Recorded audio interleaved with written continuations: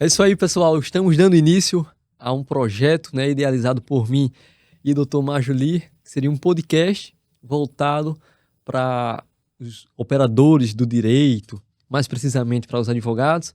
O nome do nosso projeto é Dos Autos ao Microfone, com a ideologia, né, pensada em auxiliar principalmente os advogados iniciantes. Me chamo Renato Passo, advogado criminalista com atuação nos mais variados casos e, sobretudo, criminal. Fico muito feliz em tê-lo assistindo ao nosso projeto, assistindo ao nosso podcast. E agora eu passo a palavra para o Dr. Majuli para que ele possa tecer comentários sobre o que ele espera desse podcast, né, já que foi idealizado por mim e por ele. Engraçado, né, Majuli? Nós nos conhecemos, acabamos de conversar, há 3 anos atrás. Isso. E aí nós não esperávamos, né, criar esse projeto hoje, mas é um projeto que a gente vem tratando e conversando sobre há um bom tempo já, buscar auxiliar os novos advogados, né? O que é que você acha sobre isso? Primeiramente, boa tarde. É uma satisfação imensa, né, participar desse projeto. Como você mesmo colocou, nós nos conhecemos há aproximadamente 3 anos, né, de uma situação bem adversa. Nos conhecemos no mercado de trabalho, né, no campo de trabalho, né, e passamos a desenvolver, né, uma boa afinidade, um bom desenvolvimento profissional. Estou muito satisfeito com o desenvolvimento desse nosso projeto. Eu acho que é inovador, principalmente aqui para a nossa cidade. Eu não conheço esse projeto aqui em Natal, né? E espero que a gente possa dar continuidade e desenvolvimento nesse projeto, trazendo o nosso dia a dia profissional, né, para apresentar aqui e poder desenvolver o melhor que for possível aqui, trazer a desenvoltura do nosso trabalho e o nosso dia a dia, que muitas vezes não é conhecido nos bastidores, que a gente possa trazer e trocar ideias e informações e conhecimentos. Você disse algo muito interessante aqui, que nós nos conhecemos no campo de trabalho, né? Mais precisamente no presídio, e aí Presídio. a gente criou esse laço de fraternidade, esse laço de amizade, né?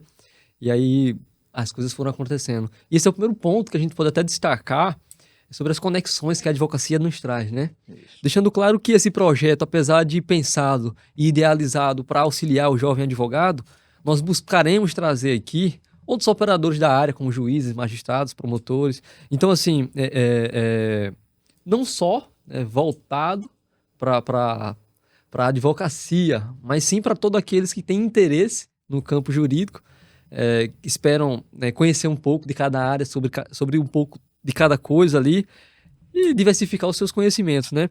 Mas, Juli, eu sei que você tem mais tempo de jornada do que eu. Um pouco mais de quantos anos, Majuli? Eu me formei, na verdade minha primeira formação foi em tecnologia de informação. Em Direito eu me formei em 2007.2. Recebi minha OAB em 2008 e de lá para cá eu exerço em plenitude a advocacia. Sempre foi criminal? Como é que foi a sua jornada? Na verdade, no início, como todo advogado iniciante, eu desenvolvia não só o criminal, fazia também trabalhista. Mas com o passar do tempo e com a atualização da legislação trabalhista, eu acabei que fui pendendo mais para o campo criminal. Criminal, né? Eu costumo pensar sempre assim, que o advogado do futuro é o camaleão, né? É aquele advogado que consegue se adaptar às novidades normativas, ao mercado de trabalho como um todo. Então, esse é o primeiro ponto, Majuli. Qual foi o principal desafio que você teve, né, no início da sua advocacia? Qual foi a maior dificuldade que você teve para iniciar a advocacia?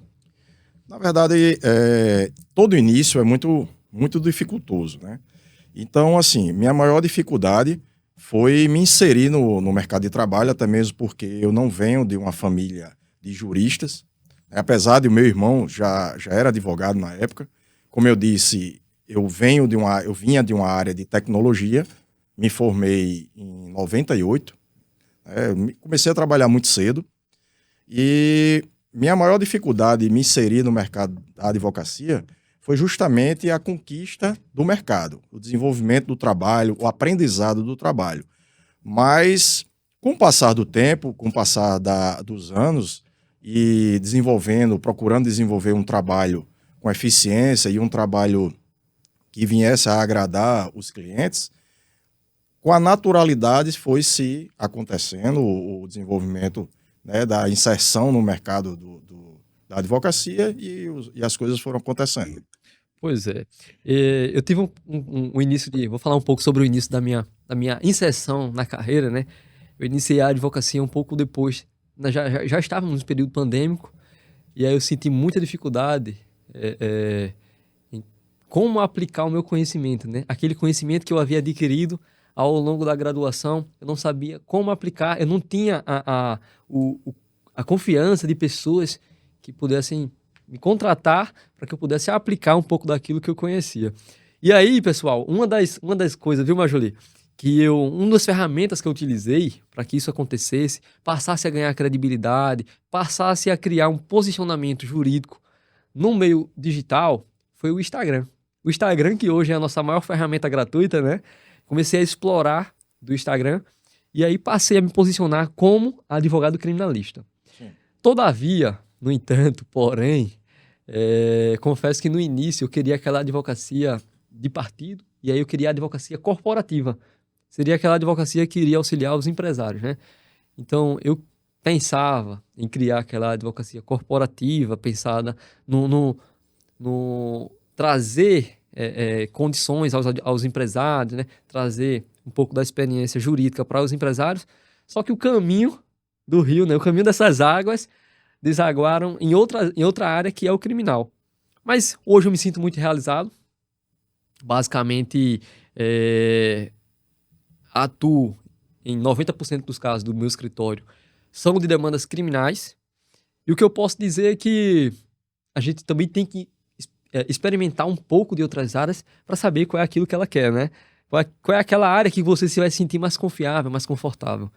Então essa é uma dica que eu dou para quem está advogando. E a advocacia é uma profissão que, apesar de tradicional, né, com raízes na liturgia, raízes no formalismo, a cada dia mais vem desafiando os nossos advogados, né? Vem desafiando a como fazer, né, como se destacar em um mar de concorrências. Isso. Né? É inegável que a saturação existe. Isso. Mas o que fazer para se destacar nesse mercado? Eu acho importante o seguinte, Renato. Se destacar é um desenvolvimento natural do seu trabalho quando você trabalha com seriedade. Mas o que fazer para se destacar? Inclusive, isso é uma coisa que eu venho encontrando alguns desafios, né? Porque como eu comecei lá atrás, não tão lá atrás, mas a minha advocacia começou em 2008 e nós encontramos um grande marco, né? Não só para a advocacia, mas para a vida agora, depois da pandemia. Você vê que a vida ela mudou em 3 anos, ela mudou muito. Né? O avanço tecnológico, o avanço do desenvolvimento dos trabalhos. Você vê que o desenvolvimento da advocacia, das audiências, eram tudo presenciais. E de um tempo para cá, nós temos praticamente as audiências online, audiências virtuais. E nós tivemos que nos adaptarmos muito rápido. Porque ou você se adaptava muito rápido, ou você estava fora do mercado. Eu lembro que uma das primeiras sustentações orais que foram feitas no tribunal, né, no TJ aqui em Natal, foi a minha, e isso foi assim, um diferencial muito grande. Eu não tive tanta dificuldade, apesar de eu ter tido dificuldades, eu não tive tanta dificuldade porque, como eu já disse, eu vim de uma área de tecnologia. A minha primeira formação foi em tecnologia de informação. Então, eu tinha já um certo conhecimento, né, em tecnologia de informação, de conexões. Eu me especializei na área de tecnologia, foi em redes e telecomunicações. Então, eu consegui adaptar a minha advocacia para o espaço virtual. Né? Mas tiveram muitos colegas que tiveram dificuldades, até mesmo a migração do processo físico para o processo digital. Alguns colegas patinaram, né? Alguns colegas tiveram dificuldades, e o grande desafio do advogado que formou-se naquela época, antes dos processos digitais para hoje, os novos advogados, eles já estão enfrentando o mercado de trabalho todo digital. Então já tem uma certa facilidade. Para nós que começamos um pouco mais atrás, Nós tivemos que nos adaptarmos a esse novo mercado, esse novo nicho de desenvolvimento dos trabalhos. É natural enfrentar uma ansiedade, é natural enfrentar desafios, até mesmo porque quando nós trabalhamos com conexões, né, existe aquelas dificuldades e aqueles empecilhos que acontecem de imediato. E o advogado ele tem que estar preparado. Uma coisa que eu aprendi na época que eu desenvolvia os trabalhos de tecnologia, inclusive isso foi numa disciplina que eu paguei, que era segurança de redes, é que quem tem um não tem nenhum. Então é uma coisa que eu trouxe para a advocacia, justamente, principalmente na hora de fazer audiência, eu estar com o meu computador ligado, mas eu também estar com o meu celular a postos, ou vice-versa, porque se der um problema, é normal, muitas vezes o computador está ligado e ele entra num processo de atualização e reinicia. Então o juiz, ele não quer saber, não quer esperar se muitas vezes o seu computador deu problema. Ele está ali no fluxo do desenvolvimento da audiência e muitas vezes você perde a conexão. Então você tem que estar com o seu computador ligado, com o seu celular ligado a postos, caso haja o problema em algum, e você poder assumir no outro. E você também saber controlar o tempo da sua fala, porque quando você fala nessas plataformas digitais, muitas vezes um debate em uma audiência, principalmente a audiência criminal, eu acredito que deva ser muito difícil julgar no mundo virtual, através de uma tela, você tem que saber se posicionar onde, quando você falar, você não atrapalha a fala do juiz, ou quando o juiz falar, você não atrapalha a fala do promotor, e você tem que saber dosar esse tempo. Então isso é um desafio que hoje nós enfrentamos, apesar de muitos juízes já terem voltado à audiência presencial, mas você fica naquela possibilidade de uma audiência híbrida. Então o advogado ele tem que saber se adaptar bem a esse mundo de hoje. E com relação ao posicionamento, né, hoje nós temos as mídias sociais, que o advogado que não tiver hoje bem posicionado, e isso aí você pode falar melhor do que eu, né, que você já tem um desenvolvimento mais no seu Instagram, isso é uma coisa que eu estou buscando cada vez mais. Se ele não tiver bem posicionado na era digital, onde todo mundo hoje tem acesso a um Instagram, a um YouTuber, a uma ferramenta de comunicação, ele também eu acredito que ele também vai perder bem um ambiente de trabalho. Pois é, Majuli. Em um mundo globalizado, né, em que vivemos, acompanhar a inovação é necessário. E aí, diante a isso, nasce um paradigma para muitos advogados. Empreender na advocacia é antiético? Será que empreender, investir na sua profissão seria antiético? E a gente deixa claro que não, né, Majuli? Existe, né, uma antieticidade, é muito antiético o advogado que mercantiliza os seus serviços. Isso. Que aí seria um alvitamento de valores, seria a negociação de valores, de serviços, né? Mas empreender na advocacia, não. E aqui, quebrando esse paradigma, o que é empreender na advocacia? Eu entendo que muito se remete à ideia do marketing jurídico. Mas o marketing jurídico é a espécie do gênero empreender, né? Dentro do empreendedorismo, existe uma identificação do nicho. Por exemplo, isso que eu tenho percebido bastante é os novos advogados, cada vez mais, não sabendo aonde quer chegar, qual é o objetivo que ele tem. Então, é o tipo da coisa. Para quem não sabe aonde quer chegar, qualquer lugar vale. Qualquer lugar tá bom. Então, é muito importante para você, advogado, que está iniciando, você saber qual que é o objetivo que você quer atingir. Então, assim, para aqueles que almejam prestar concursos, conforme a dogmática das universidades, foquem no concurso, foquem de forma específica, o estudo é outro para concurso. Já para advogar, não. Advogar, você vai tratar ali sobre gestão de escritório, você vai entender sobre nichos, né? Você vai saber qual é o nicho de aptidão que você tem, você vai poder, de forma mais específica, escolher a sua área de atuação.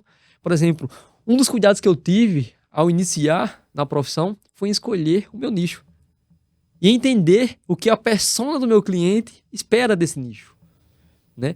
Então é muito importante você identificar o seu nicho de aptidão, se especializar nesse nicho e assim conseguir criar autoridade E a validação dessa autoridade é muito importante, porque a validação, que são os resultados dessa autoridade que foi criada, ela só vai vir com o conhecimento, né? Eu costumo dizer que a oportunidade só vai surgir para as pessoas que estejam preparadas. Exatamente. Às vezes a oportunidade bate na porta da pessoa e ela, por não estar preparada, não identifica que aquilo é uma oportunidade. Então é muito importante que isso aconteça. Primeiro, identificação do nicho de atuação. Segundo, entender a persona do seu cliente, saber qual é a experiência que o seu cliente quer ter com os seus serviços jurídicos. Terceiro, criar, né, um hub jurídico dentro do seu escritório, fazer a gestão do seu escritório de forma ativa, identificando as qualidades daquelas pessoas que colaboram com os seus serviços.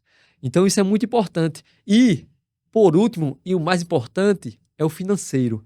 O financeiro de um escritório, eu costumo dizer que é a saúde do escritório. Isso. Então você precisa entender, né, Marjolie, você sabe muito bem disso, que o que entra, não só o que entra, é lucro, é faturamento. Então, às vezes você vai confundir faturamento com lucro. O lucro é o produto do faturamento. Isso. Então, aí nasce a necessidade do advogado identificar o que é ativo e o que é passivo dentro do escritório. Né? E não pode confundir isso. O que se está ganhando e o que se está gastando com a receita. O que eu acredito também é muito importante, foi muito bem colocada essa sua posição, mas o que eu acredito também, principalmente para os jovens que estão começando agora na advocacia, é a questão do financeiro. Você colocou bem aí a questão do financeiro. O advogado, ele tem que saber que quando ele recebe uma causa no seu escritório, um cliente, voltando aqui para a nossa área, que é a área criminal, quando a família de um cliente procura o seu escritório, procura você, ele quer se sentir acolhido, ele quer se sentir abraçado, porque aquela causa que ele levou, aquela demanda que ele trouxe até você, para o escritório, é uma demanda a mais no escritório. Mas para o seu cliente, muito provavelmente a demanda dele. Então ele está apostando muitas vezes, a vida dele, a liberdade dele, ou o familiar está apostando a liberdade do seu ente ali, no desenvolvimento do seu trabalho. E o advogado novo, ou até mesmo os que já estão militando, ele não pode simplesmente pensar no valor da ação. Você tem que desenvolver o seu trabalho de uma forma técnica, sem se envolver com o emocional, né? Porque eles chegam muitas vezes no seu escritório destruídos, abalados, muitas vezes é uma prisão em flagrante, muitas vezes é um mandado de prisão de uma grande operação, e ele quer se sentir acolhido, mas também o advogado tem que ter o cuidado de não passar para o cliente uma ideia de que você vai fazer milagres ali. Você vai desenvolver o seu trabalho de uma forma técnica, onde você vai buscar desenvolver a defesa do direito que aquele cliente tem. Tem muitos colegas que eu vejo aí que estão se perdendo na profissão porque estão vendendo ilusões. E eu costumo muito dizer para meus clientes, eu sou muito transparente e muito claro para eles, eu não vendo ilusões, o que eu prometo para os meus clientes é, eu vou me dedicar e vou trabalhar na sua causa. Mas quem vai decidir não sou eu, é o juiz. São os ministros, são os desembargadores dos tribunais. O advogado, ele tem que se empenhar em desenvolver um trabalho coeso, um trabalho sério, um trabalho fidedigno ao seu cliente. E não simplesmente vender ilusão, onde muitas vezes o advogado promete uma coisa que não cumpre e o cliente vai cobrar. E o advogado tem que ter muito cuidado com esse tipo de conduta, porque ele vai lhe cobrar, a família vai lhe cobrar. E se você deixar transparente, deixar de uma forma em que você demonstra para a família, para o seu cliente, que você está trabalhando, você está sendo transparente, mas você não diz o que a família muitas vezes quer escutar, eu digo muito isso aos meus clientes, eu não sou o advogado que fala o que o cliente quer escutar. O que o cliente quer, muitas vezes, você vai ser solto, você vai ser absolvido. Não. Vamos trabalhar diante do que nós temos, diante das ferramentas que está presente aqui nos autos e vamos tentar resolver o seu problema. E alguns colegas confundem esse tipo de conduta com honorários altos, grandiosos, né? Honorários grandiosos, e acaba se perdendo no meio do processo por causa da usura, por causa da ganância. Isso é muito importante e acostuma com frequência, né? Diariamente a gente está fazendo atendimentos no escritório e aí chegou o cliente lá. Doutor, mas aqui é uma bronca besta, né? Consegue resolver isso aqui tranquilo? O senhor pode só dar uma olhadinha? Só uma olhadinha, doutor. Tá tranquilo.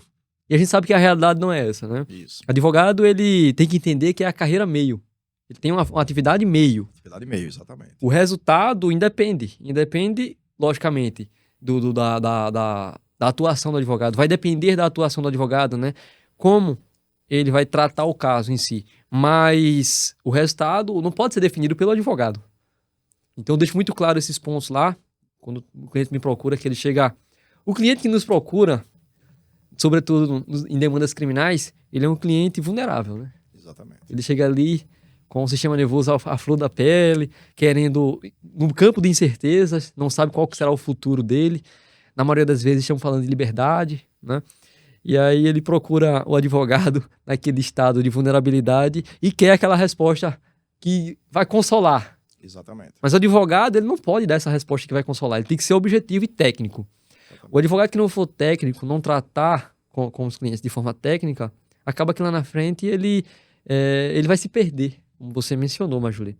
Então é um cuidado que nós temos que ter, enquanto advogados criminalistas, temos que ter esse cuidado, porque, veja só, você lidar com um cliente que na maioria das vezes já está em uma situação complicada, uma situação delicada, que é o criminal, e você criar esperanças, falsas esperanças para aquele cliente, muitas das vezes ele vai se sentir satisfeito com o seu trabalho. E uma coisa que eu acho importante também, Renato, o advogado criminalista se posicionar, é que o advogado criminalista ele é muito visto pela sociedade como aquele advogado que defende bandido. E é importante a gente deixar aqui bem claro que o advogado criminalista ele não defende bandido. Ele não defende o criminoso. Ele não defende o crime. Você defende o direito que o seu cliente tem, independente de qual crime que ele cometeu. Isso é uma garantia que está na nossa Constituição. Todos têm direito à defesa. E eu costumo dizer que muita gente critica o advogado criminalista até precisar de um. Isso é uma verdade, hein, Majuli? Até precisar de um. Então, assim, todo mundo critica o advogado criminalista até que o criminoso seja da sua família, ou seja, você. Eu trago isso como uma experiência, uma das audiências que eu fiz, em que um promotor, ele chegou para o meu cliente e disse, criticou por ele ter, e aí eu fui bem incisivo e fui bem combativo, eu disse, doutor, todos nós, inclusive o senhor, está passivo de cometer um crime. Porque ele disse para mim, não, porque você escolheu essa vida. Todos nós estamos passíveis de cometer um crime. Você pode chegar para mim e dizer, olha, eu nunca vou roubar, eu nunca vou traficar drogas. Mas você não pode dizer para mim que você nunca vai matar uma pessoa. Dependendo da situação, dependendo das condições, você mata. Você mata numa legítima defesa, você pode matar de uma forma culposa. Então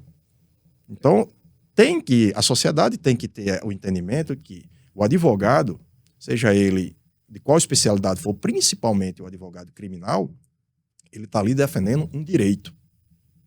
Não é porque ele está ali defendendo o direito de um cliente que ele corrobora com aquele tipo de conduta, que ele aceita aquele tipo de conduta. Ele está desenvolvendo um trabalho. Eu faço muito analogia a um médico que está num pronto-socorro e chega uma pessoa lá, baleada por o cometimento de um assalto. Ele vai dizer, não, eu não vou atender, porque ele é um assaltante? Não, ele fez um juramento, ele está ali para salvar uma vida.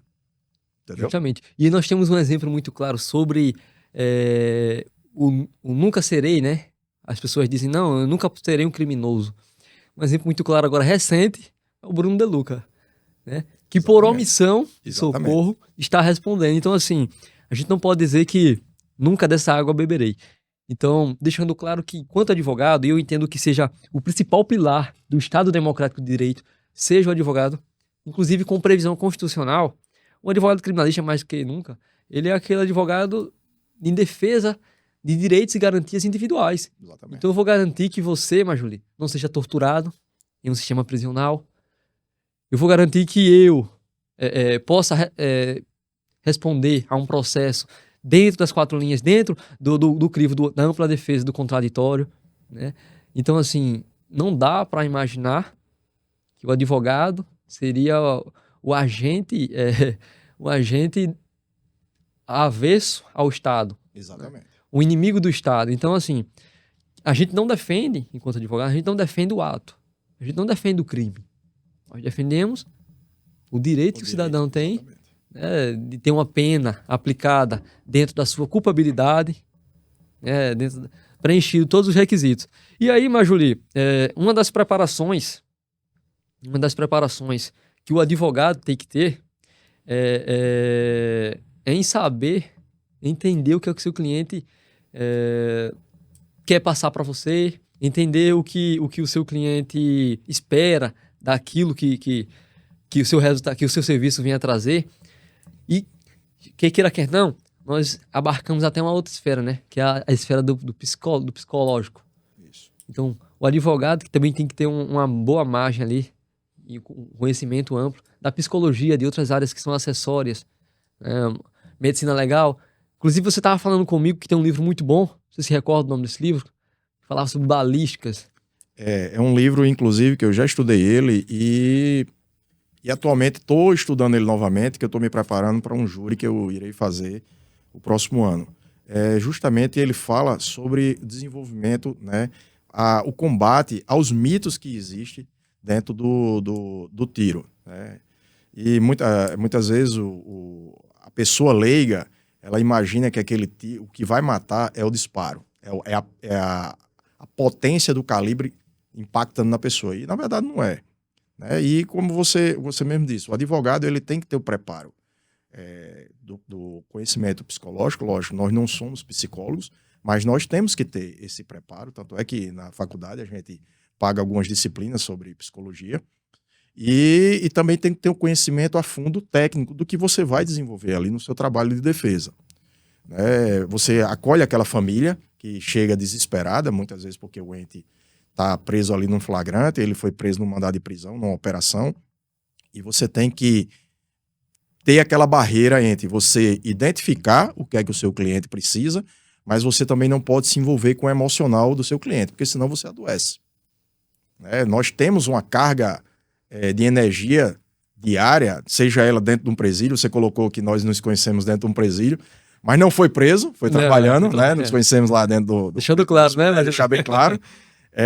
Mas você, quando está dentro daquele ambiente, aquele ambiente é um ambiente de muito estresse, seja pelos os policiais penais que estão ali, né, fazendo o trabalho deles, fazendo a segurança, né, dos custodiados, seja dos profissionais, colegas que também chegam ali muitas vezes eufóricos e acaba ficando de uma forma aqui indesejada. E tudo isso você tem que saber dosar. No seu psicológico você tem que saber equilibrar, porque senão você se perde e você acaba adoecendo. E você não pode passar esse tipo de comportamento para o familiar do seu cliente, para o seu cliente que está lá dentro. Muitas vezes a família está aqui fora, está lhe cobrando uma situação que você não está conseguindo fazer em virtude do desenvolvimento técnico do trabalho, e o cliente está lá dentro desesperado, quer sair, ou vice-versa. Então você tem que ter esse equilíbrio emocional. Justamente. Mas, Juli, vamos falar um pouco sobre a nossa vivência. Qual foi o caso que mais lhe chamou a atenção, assim, que você maior teve destaque, maior cuidado, maior zelo pelo caso na sua trajetória na advocacia? Renato, eu já tive, graças a Deus, diversas ações, né, que foram superadas. Algumas eu ainda estou desenvolvendo o trabalho delas, mas eu tive duas bem características que me chamou muito a atenção. Uma delas foi um crime de estupro de vulnerável. Você sabe que esses crimes de conduta de natureza sexual são bastante chamativos. E o que acontece na clandestinidade, né? Exatamente, são bastante chamativos, principalmente essa questão do estupro de vulnerável. As pessoas confundem muitas vezes o estupro de vulnerável a crimes só com crianças. Na verdade, o crime de estupro de vulnerável, ele não tem a competência só com crianças, né? Mas nesse caso em si, não foi em criança, era no interior do estado, aqui próximo, eu era na época, foi no início da minha carreira, por isso que me marcou bastante, porque eu tive que me debruçar muitas horas de trabalho, muitas horas de desenvolvimento de tese, muitas horas de reunião com os familiares. Eu fiz, inclusive, na época, o que hoje está muito em evidência, que é a questão de investigação defensiva, lógico, dentro da minha capacidade, eu tive que fazer alguns tipos de colher dados naquela região para que eu pudesse desenvolver esse trabalho. E esse crime me chamou muito a atenção, porque na época, esse crime foi em 2010, recentemente tinha mudado a legislação. E o crime de estupro de vulnerável, ele passou a ser uma presunção absoluta. Né? A palavra da vítima. A palavra da vítima era lei, ponto final.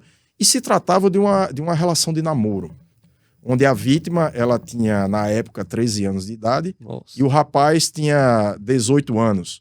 Só que se tratava de uma questão de costumes do interior. A vítima ela já tinha uma compleição física desenvolvida já de mulher formada. O rapaz tinha 18 anos, mas ele era também uma cara muito nova, muito jovem. E eles passaram a desenvolver uma relação de namoro. Não foi só aquela relação que a tipificação penal, aquela relação de lascívia. Ele não tinha intenção simplesmente de ter o desejo sexual. Eles passaram, tanto é que quando ele foi preso já tinha 6 meses de namoro. Só que quando o pai dela descobriu, o pai dela era policial, eu não sei, faz tempo que eu não tenho mais contato, o pai dela armou um flagrante. O pai dela era policial? O pai dela era policial. Ah, entendi. Armou um flagrante no motel e prendeu ele em flagrante. E aí a família muito preocupada, muito com aquela ansiedade, isso foi uma pressão muito grande em cima de mim, mas graças a Deus tivemos um bom resultado, só que eu comecei essa ação em 2010 e ela veio finalizar mesmo com o trânsito em julgado em 2021. Em dia 18 de maio, lembro que foi aniversário do meu irmão, dia 18 de maio de 2021, todos lá no escritório comemorando o aniversário do meu irmão, e eu fazendo uma sustentação oral no STJ, no intuito de buscar o benefício desse cliente. Nós conseguimos a absolvição dele no 1º grau, conseguimos a absolvição dele no 2º grau, no TJ, o Ministério Público manejou o recurso, levou ao STJ, e lá eu tive a desagradável surpresa que o ministro, em um voto único, reformou, porque o entendimento da turma era justamente de que a presunção era absoluta. E eu vinha levando pela relativização da conduta. Sim. Mas e aí nós fizemos um trabalho pior, que a vítima engravidou, né? E aí nós fizemos um trabalho corpo a corpo, fomos ao STJ, despachei lá com o ministro, levei, inclusive, cartas registradas em cartório da vítima, que lá atrás tinha sido vítima dessa situação, mas o pai estava dando toda a atenção à criança, e o STJ entendeu que punir o suposto agressor, na época, o acusado... Até então namorado dela. Até então era namorado, e punir ele com a pena de prisão seria punir 2 vezes a vítima. E aí absolveu ele, e graças a Deus transitou em julgado. Esse foi o caso assim, que mais me chamou a atenção durante toda essa minha trajetória até hoje. Eu confesso, Majuli, que em uma situação muito similar, também era uma situação de estupro de vulnerável, eu tive muito zelo com um caso em específico que aconteceu no interior, na verdade é uma cidade metropolitana aqui da Grande Natal, e aí um caso muito similar aconteceu, e pasmem, a palavra da vítima, não existiam provas de que aquilo teria acontecido, mas a palavra da vítima, diante ao contexto, ela ganha uma grande força, né?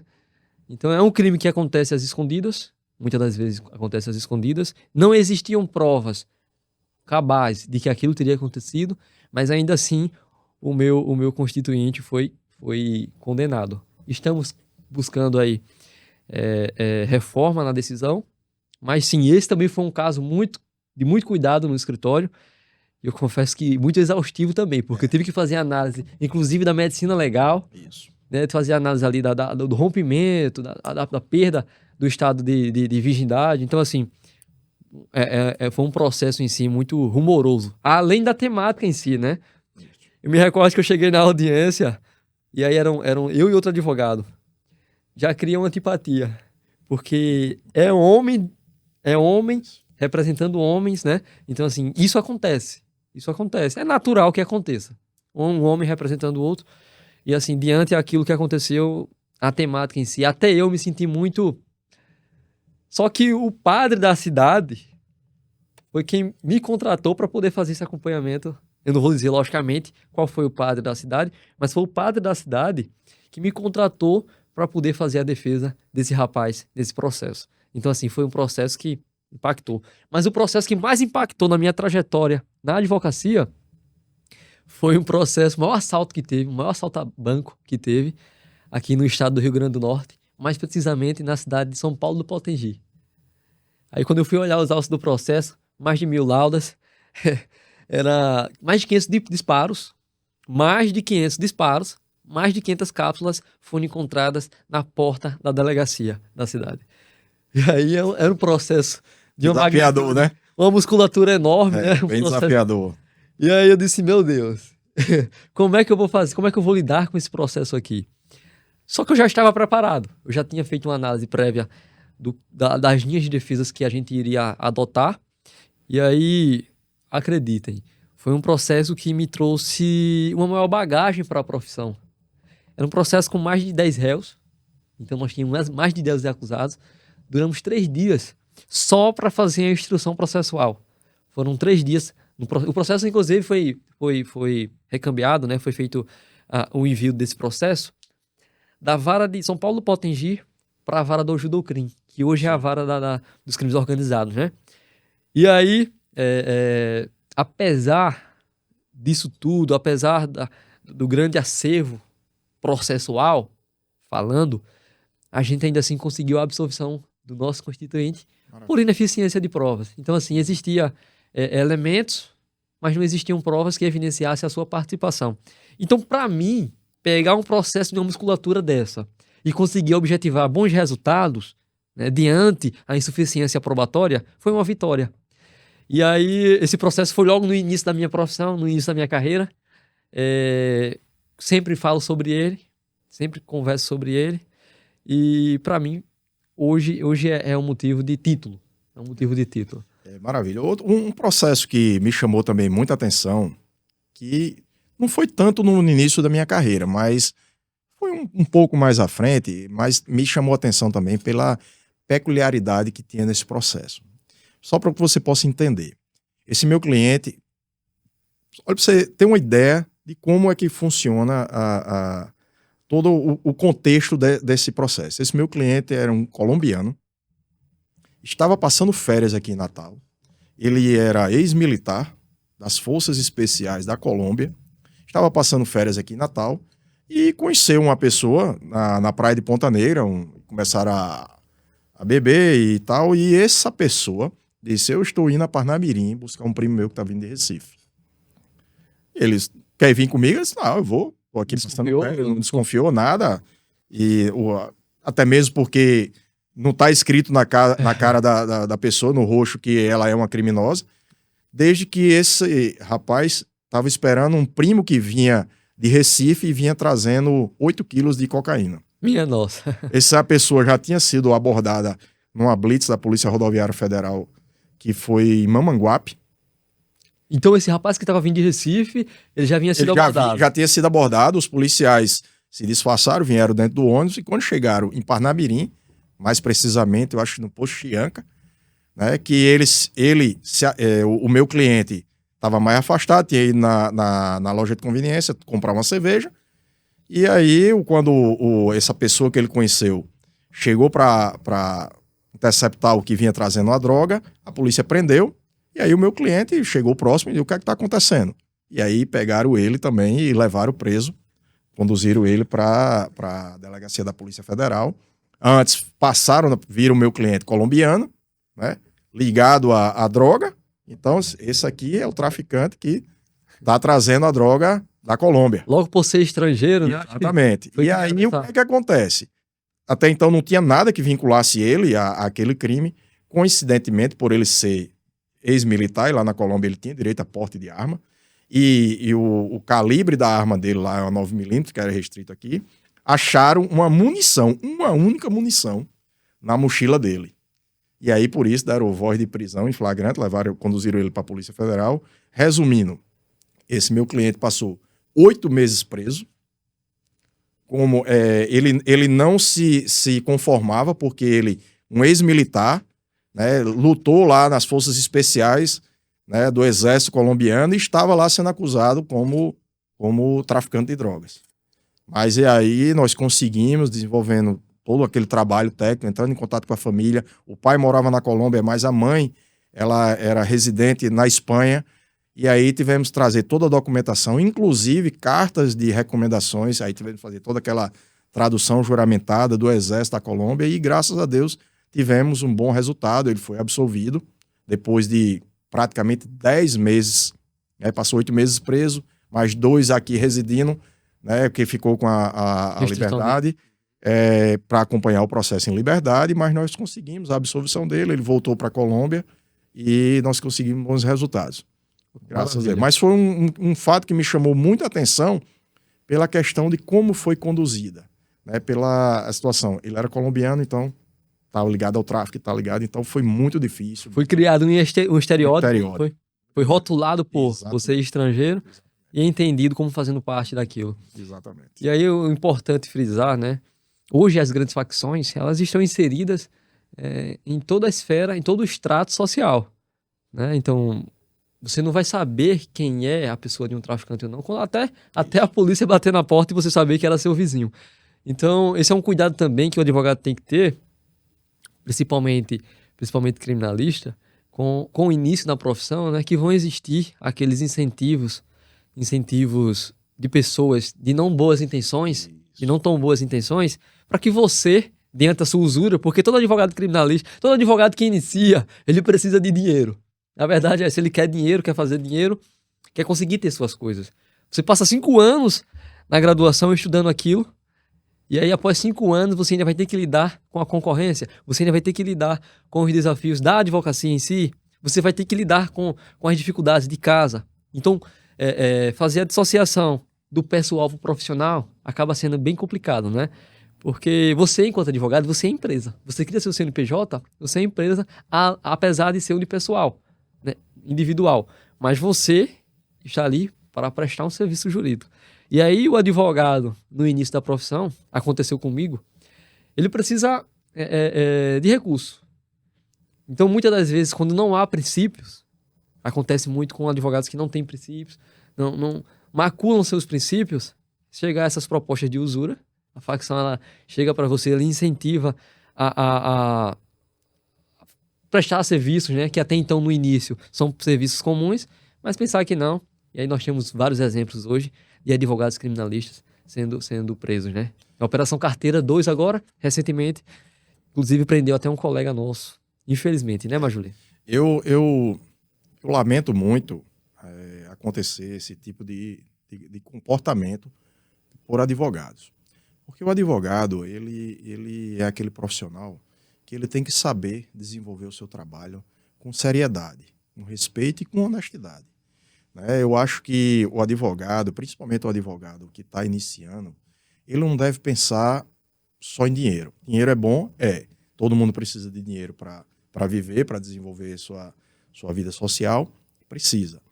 Mas você não pode se deixar levar pela ilusão, né, de dinheiro. Você tem que desenvolver o seu trabalho com honestidade. Graças a Deus, eu não vou dizer que nunca me ofertaram esse tipo de conduta, já me ofertaram. Mas compete ao profissional saber dissociar entre o que é a advocacia criminal e o que é a advocacia criminosa. Você tem que ter muito cuidado. Você tem que ter muito cuidado quando você vai para dentro de um presídio tratar com um cliente seu. Você não está, muitas vezes, prestando informações de uma forma velada, que é o que a gente acabou de ver aí na prisão desses colegas, que se deixaram iludir por falsas promessas, né, por trocas de valores que, na verdade, se você desenvolver o seu trabalho de uma forma séria, você vai conseguir muito mais resultado do que esse tipo de trabalho fácil, mas você tem que saber dissociar o seu cliente do seu trabalho. O cliente que está preso ali, muitas vezes por muito tempo, ele só tem contato com aquele ambiente ali. Muitas vezes, quando ele está em contato com o advogado, ele acredita que o advogado é o amigo dele. O advogado não é o amigo do cliente, o advogado é o defensor do trabalho e do direito que ele lhe contratou. Então eu já percebi, inclusive já muitas vezes observei colegas tratando o cliente como se fosse um amigo, como se fosse eu e você que a gente saísse e fosse tomar um chopp e bater um papo com piadinha. Não, o advogado ele tem que saber se portar diante do seu cliente, diante das autoridades, seja do judiciário, do Ministério Público, da polícia. Ele não pode estar se comportando como se fosse amigo do cliente, trazendo e levando informações para o mundo aqui fora, para o mundo que está lá dentro. O que você tem que levar para o seu cliente são informações referentes ao processo.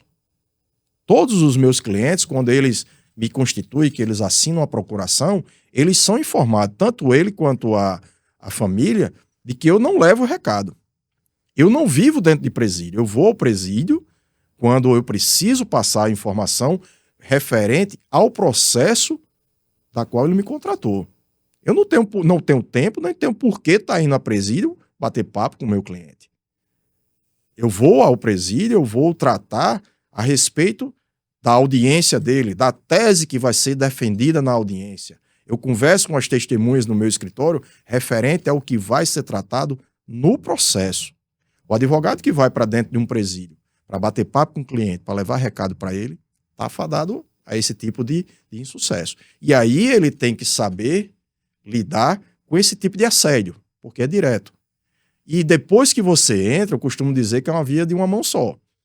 Depois que o advogado se submete a esse tipo de conduta, ele não consegue mais sair.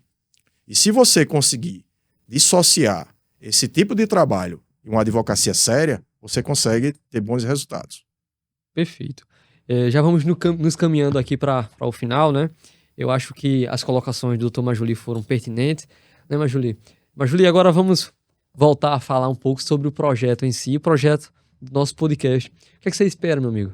Fiquei muito feliz em saber que você vai estar comigo aí durante toda essa jornada, né? Que a gente espera que seja triunfante, que a gente consiga triunfar e objetivar bons resultados, claro. Eu espero que nós possamos desenvolver um bom trabalho, né? Como você bem colocou aqui, é um desafio para, posso chamar, a velha advocacia e a nova advocacia, né? Que é você está bem posicionado nas redes sociais. Não diga velha advocacia, diga a advocacia experiente. Experiente, a advocacia mais experiente. Espero que possamos ter um bom desenvolvimento desse trabalho, como você bem colocou aqui no início. Nós teremos aqui convidados como juízes, promotores, né, comunicadores, colegas advogados, trazer a experiência que eles têm, porque nós advogados, né, tem aquela máxima que diz, nós somos eternos aprendizes. Né? Eu aprendo com você, você aprende comigo, nós trocamos informações. Uma coisa que eu sugiro também para os colegas que estão começando e também para os que já estão no desenvolvimento do seu trabalho é a base do advogado, a base do sucesso do desenvolvimento de um trabalho é o profissional ter humildade. A humildade é a base para tudo. Para tudo. Porque é através da humildade que você vai explicar. Exatamente. E nós não conseguimos abarcar tudo. O advogado ele precisa de um colega para substituir ele numa audiência. Como você bem colocou aqui, o advogado tem que estar preparado. Recentemente, um colega adoeceu nas vésperas de uma audiência, me ligou, era praticamente 8 horas da noite, e eu tive que assumir, logicamente, não com toda a bagagem que ele tinha do processo, mas eu tive que me preparar durante a noite, estudar o processo, e no outro dia, logo cedo, estar presente para substituir o colega. Então, o advogado tem que ter esse dinamismo, tem que ter essa atuação de coleguismo, de humildade. Quando não souber, pergunta.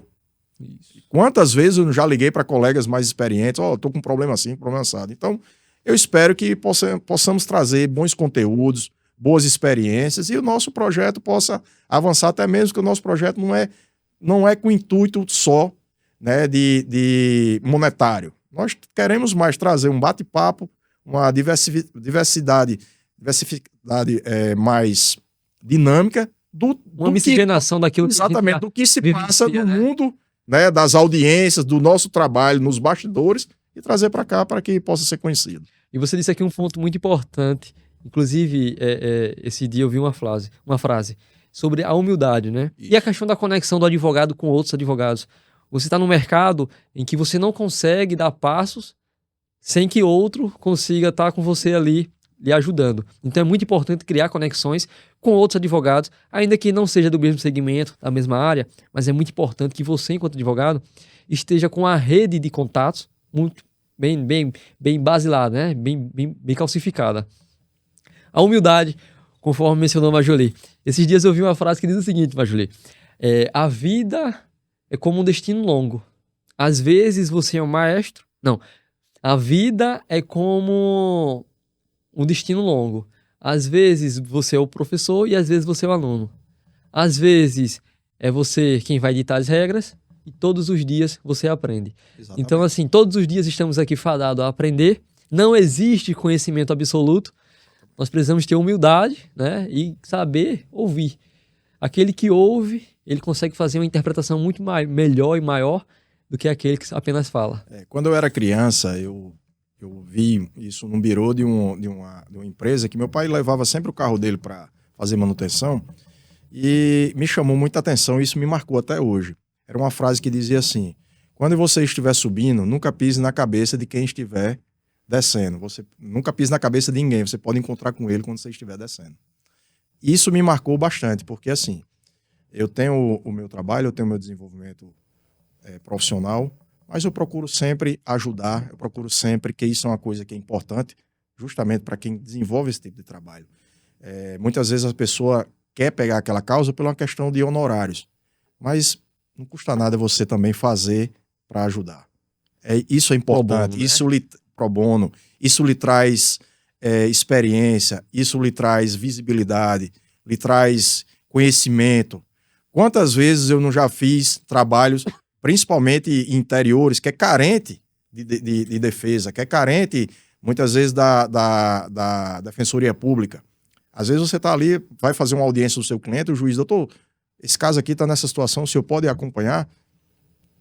E você...